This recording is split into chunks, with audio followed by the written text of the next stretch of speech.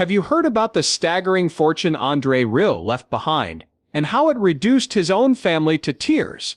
On a crisp autumn morning in 2026, news broke that the world's most beloved violinist and orchestra conductor had quietly passed away in his Maastricht villa. Within hours, headlines shifted from paying tribute to his musical legacy to dissecting a single explosive detail. His estate, valued at over $250 million, was bound by a will that upended every expectation. Family members wept, not with relief, but with heartbreak, anger, and bewilderment. In this series, we'll unravel the hidden clauses, the lifetime of financial maneuvers, and the last-minute decisions that left loved ones both grieving and at odds over a fortune that seemed to sing of generosity, but struck harsh discord in the hearts of those nearest to him. Born in 1949 in the quaint Dutch town of Maastricht, Andre Rieu taught himself violin at the age of 5. His father, Andre Rieu Sr., a local teacher, encouraged every note, every tremolo, nurturing a boy whose passion outgrew church choirs and youth orchestras. By 1968, Andre enrolled at the Conservatoire Royal de Liege, transforming a shy student into a confident virtuoso. He performed with prestigious ensembles across Europe, yet he saw classical music as an intimate dialogue with audiences, not a distant art form. In 1978, he founded the Johann Strauss Orchestra, determined to revive waltz classics and bring them to town squares, football stadiums, and open-air piazzas. His concerts became communal celebrations, melding formal precision with festive spirit, and his signature cascading curls and warm grin made him a global ambassador of joy. Over the next 4 decades, Andre Rieu's annual Maastricht concerts sold out within minutes, spawning live recordings, television specials, and DVD sales that shattered classical music's usual revenue marks. His net worth ballooned through album royalties, concert ticket sales, brand endorsements, and luxury partnerships. Think custom Stradivarius replicas, Italian tuxedo lines, and champagne collaborations. By 2020, Forbes estimated his assets at $180 million, including a riverside villa, 2 historic manors in Germany, a private jet, and stock in Amsterdam's most prominent classical music label. He also chaired the Andre Rieu Foundation, a non-profit supporting young musicians and preserving Europe's musical heritage. Yet those philanthropic endeavors masked a more complex financial tapestry.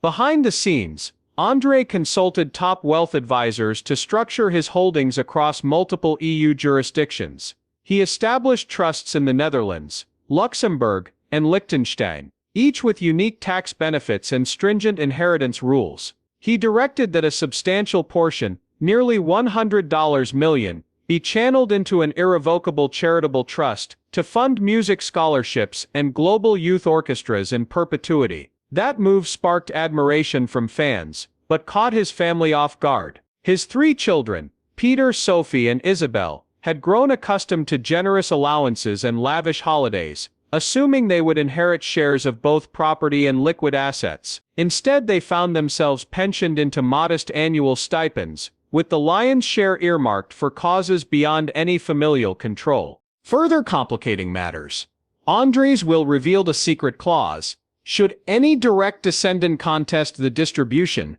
their entire inheritance would be revoked. That no contest provision, sanctioned under Dutch law, effectively silenced potential objections. Family patriarch Andre Rieu, Andre's younger brother, faced the agonizing choice of either acceptance or complete disinheritance. Henri's immediate reaction was one of disbelief. Sources say he spent an entire night in the villa's music room, tears falling on sheet music as he realized his lifelong contributions, administrative support, tour logistics, and years of ticket sales oversight were not recognized in the final testament. Even Sophie, his eldest daughter and manager of her father's official fan club, felt blindsided when she discovered none of the priceless Stradivarius instruments passed directly to her. Those violins, she believed, symbolized a bond between mentor and protege. Instead, they were slated for museum exhibitions and rotating international showcases. Rumors swirled that Andre drafted this will late in life after a series of health scares, minor heart surgery in 2018, and a scare with an infection in 2023. led him to reevaluate his legacy. Friends recount that he spent long nights in his private library, leafing through photographs, reading letters from young fans whose lives he'd changed, and scribbling annotations in a leather-bound journal. Witnesses say a recurring theme emerged.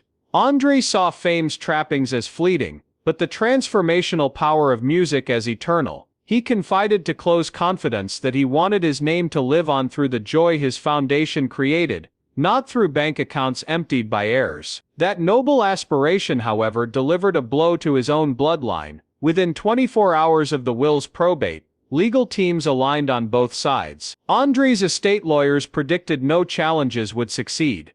Dutch courts rarely overturn no-contest clauses when documents are meticulously drafted and duly witnessed. Still, whispers of an illicit undervaluation of assets appeared, hinting at offshore accounts omitted from the official inventory. Financial detectives and investigative journalists began combing through Luxembourg filings and Swiss bank ledgers for hidden holdings that might be tapped by heirs. For some family members, hope flickered that uncovering such accounts could nullify the will's setup and trigger a new inheritance calculus. Others warned that pursuing such a path risked estranging them forever from their father's philanthropic vision. As the dust settled on Andre Rieu's passing, public opinion polarized. Devotees lauded his dedication to music education, while critics questioned whether leaving his family in relative financial limbo was a cruel irony. Talk show hosts debated the ethics of disinheritance, and some classical music forums erupted in impassioned threads. Meanwhile,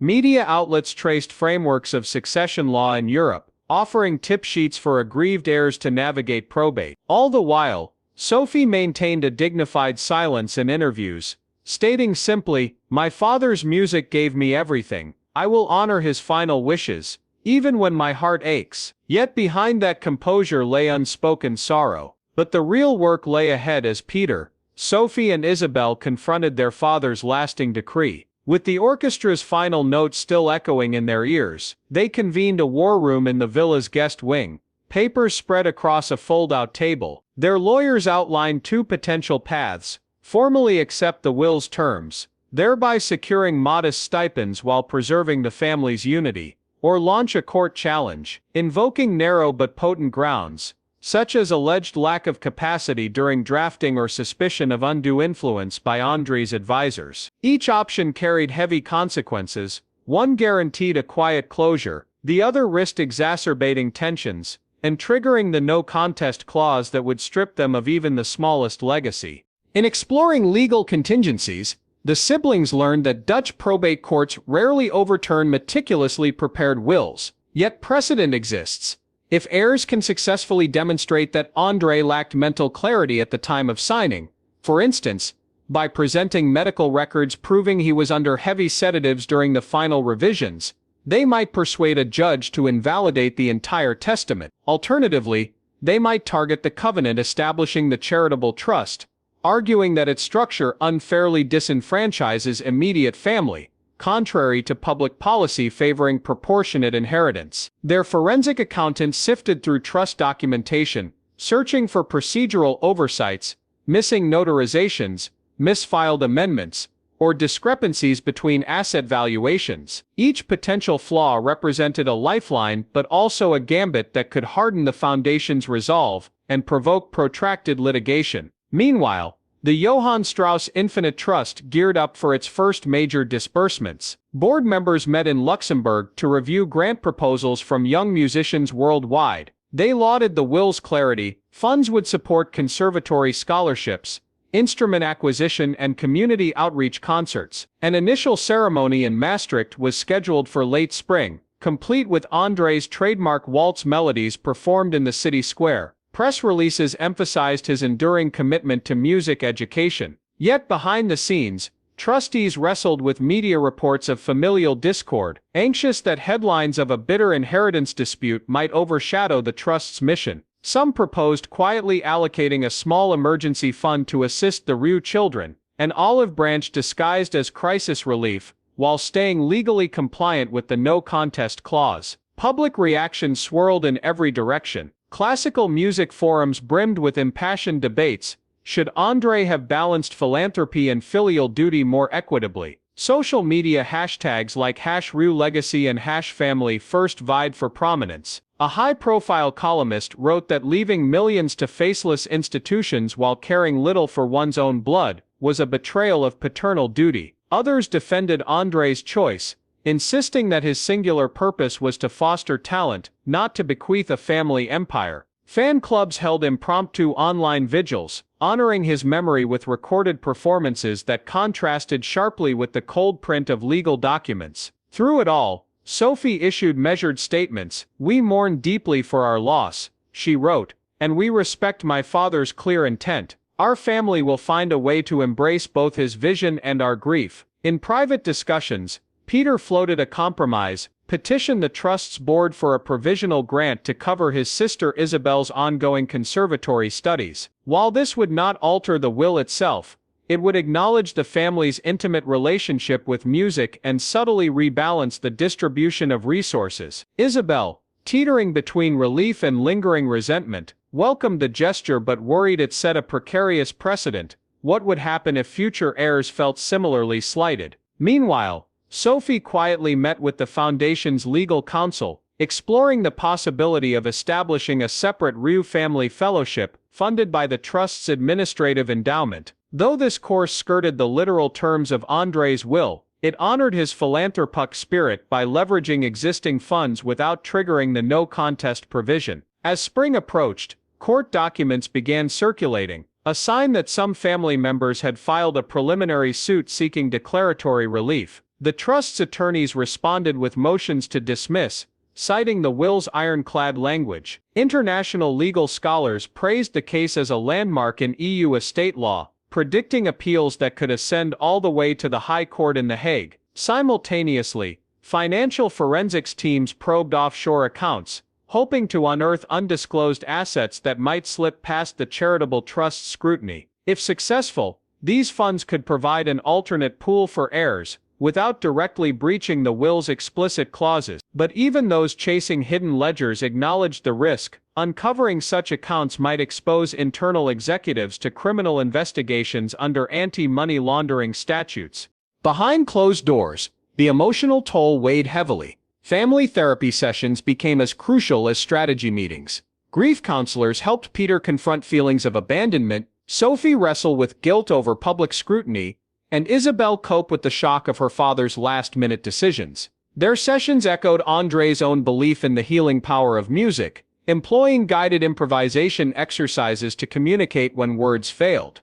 These interventions strengthened sibling bonds, reminding them that despite diverging opinions on legal tactics, they shared a common heritage rooted in love, loss, and the resonance of a violin's final bow. As summer's first concerts of the Infinite Trust drew near, all eyes turned to that Maastricht ceremony, an event poised to symbolize either solidarity or schism. Would the Rieu children stand proudly alongside trustees, or would one or more defiantly absent themselves, underscoring the rift? Could a last-minute family council convene, striking an accord that preserved both Andre's philanthropic dream and his children's dignity? In Section 4, we'll attend the spring concert debut, assess how the public and press respond to the family's presence or absence, and reveal whether legal maneuvers behind the scenes succeed in rewriting this final stanza of the Rieu legacy. As spring unfurled its first blossoms across Maastricht, all eyes turned to the city square where the Johann Strauss Infinite Trust prepared its debut concert.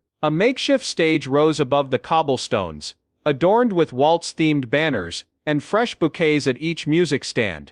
Trustees had flown in from Luxembourg, the Netherlands, and Liechtenstein, while international scholarship winners, teen prodigies from 5 continents, lined up in crisp formal wear. Reporters clustered beyond velvet ropes, cameras trained on the villa's gates where whispers of family attendance rippled through the crowd. Would Peter, Sophie, or Isabel step forward? The answer arrived like a quiet overture. Sophie and Isabel emerged arm in arm, faces pale but resolute, while Peter remained conspicuously absent, his presence replaced by a carefully worded letter expressing pride in his sisters and respect for their decision. Sophie's first public appearance since the will's revelation made headlines within minutes. Clad in a tailored suit echoing her father's love for elegance, she offered a brief but heartfelt greeting to the audience before lifting her own Stradivarius, a prize awarded to a young Japanese violinist, and presenting it as a symbol of continuity between Rieu's legacy and future generations. Cameras zoomed in on the instrument's polished wood, now officially part of the Trust's rotating museum collection. Sophie's voice trembled as she explained that handing over the violin was bittersweet, yet necessary to honor their father's wishes. Viewers across Europe watched in silence, many moved to tears by the gesture. Some applauded her grace, others questioned why she did not refuse the will outright. Meanwhile, Isabel joined the opening ensemble, a quartet of scholarship musicians performing the Blue Danube. As bow met string, her eyes closed in concentration. For a moment she seemed lost in memory, of childhood duets on that same melody, of her father's proud smile as he conducted his own orchestra. When the final chord faded into the morning air, the square erupted in applause, and Isabel offered a gentle nod toward the trustees. Reporters scribbled furiously. Was this a sign of familial peace, or a staged moment engineered to calm public outcry? Behind the scenes, neither Sophie nor Isabel could answer. Their presence on stage was a carefully negotiated compromise that aimed to show support without triggering the will's no contest clause. Backstage, the Trust's boardroom hummed with tension. A proposal from Sophie's legal counsel arrived just before curtain call, a request for a one-time emergency grant covering heart surgery costs for their mother, who remained Andre's widow. Though the board recognized the urgency, the no contest provision loomed large. Trustees debated whether approving such a request would set a precedent undermining the charity's mission or simply fulfill a humanitarian obligation. After heated discussion, they agreed on a limited waiver, a modest stipend, funded from the foundation's administrative reserve, allocated without formal acknowledgement of kinship. Sophie received notice mid-concert and wept quietly before the audience, interpreting the gesture as a silent olive branch from the institution her father created. Elsewhere, Peter's investigative team unearthed a nugget of possibility, a dormant Cayman Islands entity bearing Andre's signature, linked to a brokerage account holding approximately $5 million. Account activity suggested the funds funded instrument restoration projects now managed by a private conservator in Zurich. If accessed, those assets could bypass the will's terms, offering the siblings a lifeline without directly contesting the main testament. Peter briefed his sisters on the discovery at a nearby cafe, St. Servatius's bells chiming overhead. They weighed the moral implications, a clever workaround, or a betrayal of their father's clear intent. Isabel cautioned against celebrating any windfall until legal counsel confirmed the funds were technically separate from the trust. Sophie, still dazed by the morning's emotional highs and lows, encouraged restraint. Let's find a way to honor his memory and our rights without fracturing what little peace we've reclaimed. As the spring concert concluded with a grand finale of Radetzky March, the crowd surged forward, surrounding Sophie and Isabel with well-wishers, former students, and local dignitaries. Photographers captured scenes of applause washing over the family like warm sunlight. Yet amidst the joy, reporters steeled themselves for questions about impending legal filings. Would Peter initiate proceedings to seize offshore assets? Would lawyers petition a Dutch court to reinterpret the charitable trust structure? Every smile on the stage seemed to contain an unspoken calculus of loyalty, love, and legal strategy. That evening, the Rieu siblings reunited at the villa's riverside terrace. A low table held bowls of traditional pea soup and fresh bread, while the Maas River reflected the setting sun like liquid gold. Peter presented the Cayman documents on a tablet. Sophie showed the trust's emergency grant notice. Isabel poured tea as they mapped out a next chapter. Pursue Peter's audit only if trustees refuse to include the children in an expanded fellowship program. Negotiate with foundation leadership for a formal family liaison role, and maintain public solidarity in celebrating Andre's charitable mission. Their plan balanced filial duty and philanthropy, recognizing that legacy extends beyond ledgers to lives uplifted by music. As dusk settled over Maastricht, their shared resolve felt like a new harmony. They would not abandon their father's vision, but neither would they vanish behind silent stipends. Instead, they would claim an active role in stewarding his foundation, ensuring that Rieu's fortune served both future virtuosos and his own heirs. Their path forward remained fraught with legal landmines, but on that terrace, brother and sisters found common purpose. In Section 4, we'll follow the unfolding legal maneuvers, both behind Dutch courtroom doors and in Swiss and Cayman jurisdictions, and examine whether this concert of compromise can hold, or if the discord of inheritance will crescendo once more. Within days of the spring concert's conclusion, Peter filed a petition in the District Court of Maastricht, seeking to challenge Andre's will. His lawyers argued that Andre's capacity had been compromised by heavy medication following his 2023 infection, citing medical records and an affidavit from a Dutch psychiatrist. They claimed major testamentary changes during that time reflected undue influence. Opposing counsel for the Johann Strauss Infinite Trust countered that Andre had met all legal requirements, signing his will before two notaries and a physician who certified his lucidity. As the first hearing opened, both camps brimmed with tension, aware that a landmark decision could redefine the balance between family rights and philanthropic purpose. Proceedings featured heated exchanges over witness lists, while coverage swelled with pundits debating ethics and Andre's legacy. In parallel, legal advisors initiated inquiries in the Cayman Islands, where Andre had established a discretionary fund under local trust laws. Through a letter of request from Dutch probate authorities, they sought disclosure of beneficial ownership for accounts held by a family office entity, purportedly used for art acquisitions and charitable grants. Cayman administrators replied that trust instruments were governed by strict confidentiality provisions, requiring court orders to override. Undeterred, Peter's representatives prepared a petition under mutual legal assistance treaties, asserting that the fund's exclusion from the will's inventory warranted inclusion in probate. Cayman judges scheduled a hearing, inviting trust officers and family representatives to testify under oath. Observers noted that a favorable ruling could unlock multi-million-dollar assets and tip the balance of power in the inheritance dispute, shifting dynamics. Across national boundaries, Peter's team obtained letters rogatory authorizing Swiss investigators to scrutinize accounts held by a Zurich-based conservator managing Andre's instrument restorations. Bank officials initially resisted, citing client confidentiality and intent behind the transactions. Yet under a provisional court order, they released transaction histories revealing regular transfers from a numbered account opened in 2019. The funds, totaling approximately $5 million, were labeled as restoration grants, but audit trails indicated they passed through shell entities before landing in an account controlled by the conservator's family. Swiss counsel argued that if those assets were undisclosed in the main probate inventory, they might be considered omitted estate property and thus subject to sibling claims. As the Swiss judge weighed privacy laws against cross-border probate mandates, the case took on new international complexity. While courtroom and offshore battles ramped up, Sophie pursued a parallel track of negotiation with the Johann Strauss Infinite Trust Board. Drawing on her reputation for diplomacy, she proposed drafting an addendum to the trust charter that would create a Rieu family fellowship funded by administrative reserves to support the children of Andre as lifetime trustees. In private meetings held in Luxembourg, she argued that such an amendment would reinforce the family's ongoing commitment to music education and honor her father's philanthropic objectives.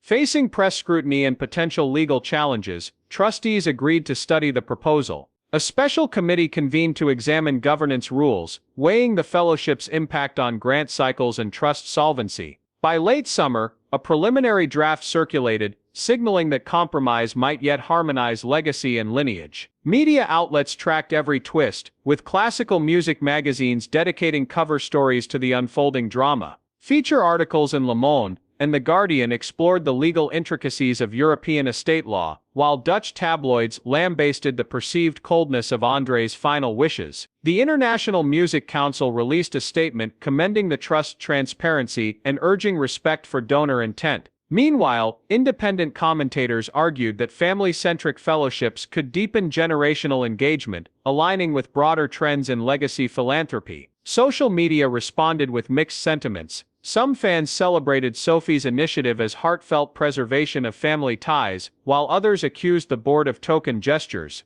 Through it all, trustees maintained a cautious public posture, emphasizing that any amendments would honor Andre's spirit without compromising fiduciary responsibility. Critics warned of potential future challenges. The first court session convened 2 months later at the Maastricht courthouse, drawing an unusually large gallery of spectators. Peter's counsel called a Dutch psychiatrist to testify about Andre's mental state. Trust attorneys countered with testimony from Andre's personal physician, insisting the composer had exhibited full awareness and voluntary intent. Family witnesses spoke quietly of late-night drafting sessions, reading passages aloud and discussing revisions. When the judge adjourned for deliberation, legal analysts predicted a narrow verdict in favor of the trust, noting the strength of formal witnessing procedures. Yet they cautioned that complex cross-border implications might invite appeals to higher EU courts. Behind courtroom doors, the siblings braced for a decision that could either reconcile their father's legacy with familial harmony or amplify the final discord. Judges mindful of precedent. Days after the high-profile hearing in Maastricht, the presiding judge delivered a narrow but decisive ruling. Andre Rieu's will stood as drafted. The court found insufficient evidence of compromised capacity or undue influence, citing his signature in the company of 2 notaries and a physician's certification. Peter, Sophie and Isabel listened stoically from the front row, their expressions a blend of frustration and resolve. Though the verdict validated the trust's interpretation, they recognized that pursuing further litigation risked triggering the no contest clause and complete disinheritance. In hushed discussions afterward, the siblings agreed to explore negotiated routes rather than continued courtroom battles. Meanwhile, in the Cayman Islands, the hearing into Andre's discretionary fund yielded a mixed outcome. The local court acknowledged Dutch probate requests, ordering trust administrators to disclose high-level ownership information while protecting underlying beneficiary confidentiality. This compromise allowed Dutch attorneys to map the discretionary fund's approximate value, without revealing private account details. Back in Maastricht, senior counsel reviewed newly obtained Cayman orders, and confirmed that $5.2 million designated for instrument restorations could be reclassified as part of Andre's taxable estate. This asset window, though limited, offered fodder for settlement talks that would avoid breaching testamentary instructions outright. That opportunity coincided with progress on Sophie's proposal to amend the Johann Strauss Infinite Trust Charter. In Luxembourg, trustees voted to ratify a Rieu family fellowship, funded by administrative reserves, and managed independently alongside existing scholarship programs. Under its terms,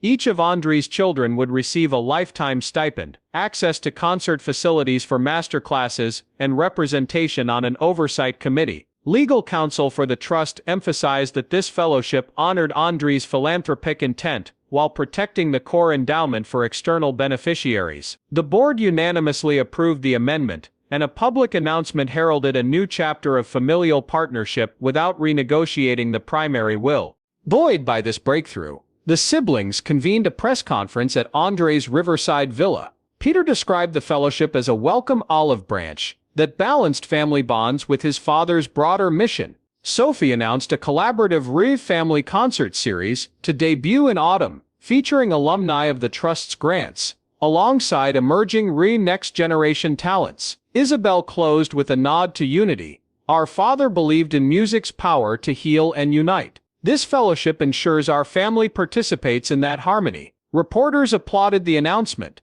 hailing it as proof that legacy disputes could evolve into cooperative ventures benefiting both kin and the musical community. Despite these positive gestures, some tensions lingered. Peter's Cayman assets remained uncertain until final documentation arrived, and a planned appeal in Swiss civil court loomed over the view of Andre's riverside estate. The siblings maintained a unified front toward the trust, but pursued parallel gentle strategies to secure additional resources for Albanian and Nigerian outreach concerts spearheaded by their early childhood friends. Isabel in particular spearheaded talks with Zurich conservators to integrate restoration fund oversight into the fellowship's governance model. These layered negotiations underscored a pragmatic approach, respect the will while safeguarding family interests through legitimate channels. As autumn arrived, the Johann Strauss Infinite Trust disbursed its first round of competition grants under the new fellowship terms. Young violinists from Colombia and South Korea traveled to Maastricht for mentoring sessions with Andre's former orchestra members. On the same day, the siblings toured the restored gas station museum in New Mexico, commemorating Slim Miller and Andre's shared passion for performance. The duality of global outreach and intimate memorialization illustrated the fellowship's spirit,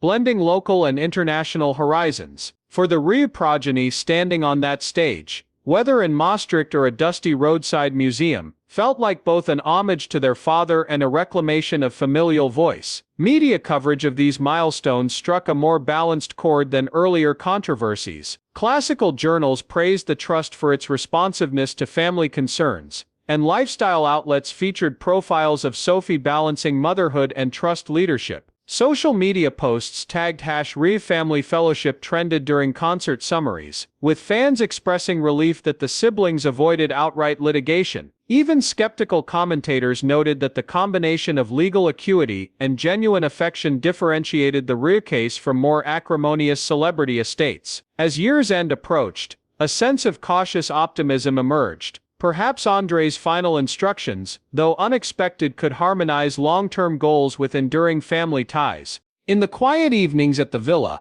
Sophie, Peter, and Isabel reflected on the journey that began with tears over an unforeseen will, and ended in a fellowship honoring both bloodline and benevolence. They recognized that their father's vision, initially perceived as exclusionary, could be reframed as a catalyst for constructive collaboration. While challenges remained on foreign shores and in sealed archives, the core family unit had found new purpose in stewarding Andre Rieu's fortune, not as wounded heirs, but as active stewards of his musical legacy. With the Rieu Family Fellowship now established, they stood ready to conduct the next movement in a symphony that extended far beyond notes on a page. As the Rieu Family Fellowship moves into its second year, the combined efforts of siblings Sophie, Peter, and Isabel have begun resonating far beyond the grand halls of Maastricht. Concerts in Vienna, Cape Town, and Sao Paulo showcase emerging talents funded by Andre's trust, while local recitals in their hometown church reaffirm music's humble origins. Attendance soars, social media buzzes with videos of awestruck audiences, and trust administrators report record levels of applications from aspiring prodigies across 70 countries. Yet the greatest success remains the emotional harmony now weaving through the Rieu family itself. Heirs once pained by a shocking will now stand united as co-custodians of their father's vision. On the legal front, remaining uncertainties in offshore jurisdictions have quietly settled. Cayman courts confirmed that no additional assets could be repatriated without violating local trust charters, while Swiss civil appeals concluded that restoration funds tied to Zurich remained lawful disbursements. Peter interpreted this closure not as defeat but as finality, allowing him to focus on logistical expansion rather than forensic audits. He now manages concert tours scheduled around fellowship residencies, ensuring the Rieu next generation receives both practice and performance opportunities. Meanwhile, Sophie embraced her newly appointed role on the Fellowship Oversight Committee. She spearheaded a partnership with 3 European conservatories, designing immersive summer workshops where scholarship winners train under veteran orchestra members before debuting in municipal festivals. Her liaison work forged bridges between academic institutions and community ensembles, reinforcing Andre's original mission to democratize classical music. Isabel complemented these efforts by curating an annual exhibit tracing her father's life through personal artifacts, early violin sketches, original waltz manuscripts, and intimate letters glimpsed only at his villa. Every year, visitors learn not just about a global star, but about a man who cherished connection above performance. The Rieu siblings also launched the Andre Rieu Legacy podcast, inviting alumni, audience members, and family friends to share reflections on transformative musical experiences. Episodes gained traction in unexpected circles. Therapy groups adopted certain interviews as case studies on the healing power of the arts, while corporate wellness programs used curated soundtracks drawn from Andre's recordings. Earbuds Worldwide delivered stories of personal redemption, from refugees finding solace in Mozart to elderly listeners reclaiming forgotten dreams. That podcast became yet another testament to a fortune repurposed for human uplift. Across all platforms, the emotional arc of this journey comes full circle. Those same tears shed when Andre's will revealed its family stipend clause now glisten in gratitude and pride. Andre Rieu, Andre's brother, acknowledged his own regrets in a public statement, praising the siblings for honoring both blood and benevolence. He donated his final shares in the original orchestra company to the fellowship, sealing bonds forged in reconciliation. Critics who once lambasted Andre's strict testament have since framed his decisions as radical acts of long-term stewardship. Commentators in philanthropic journals cite the Rieu case as a paradigmatic example of balancing donor intent with descendant inclusion. Workshops on ethical giving now use this saga to illustrate how open dialogue between benefactor and heirs can prevent conflict. For the Rieu family, the fortune Andre built ultimately proved less about bank balances and more about human connection. Sophie, Peter and Isabel recently announced a commemorative album featuring performances by fellowship alumni, alongside archival recordings of their father. Proceeds fund mental health initiatives for young musicians, closing a loop from personal adversity to communal empowerment. The album's release date coincided with Andre's birthday, a symbolic reminder that every note given in public can echo nurturing care into private lives. As autumn leaves begin to fall over the villa's gardens, the Rieu siblings gather at sunrise, violin cases in hand. They stand by the river where Andre once practiced, now surrounded by fellowship winners tuning their instruments. With a collective bow, they usher in another movement of a legacy that transcends inheritance, proving that the greatest fortunes are those that endure in shared experiences and amplified joy. In that final harmony, Andre Rieu's testament lives on less as a contested document and more as a living symphony conducted by those he loved. Today, the Rieu Family Fellowship stands as a testament to the power of intentional legacy, where even disputed fortunes transform into instruments of unity and artistic empowerment. Though Andre's will initially triggered tears and turmoil, it ultimately orchestrated a crescendo of compassion, reaffirming that the truest inheritance lies not in bank accounts but in the lives uplifted by his music. And as the last strains of this saga reverberate across concert halls and memorial recordings, the Rieu name endures, eternal as a melody woven through the hearts of those he inspired.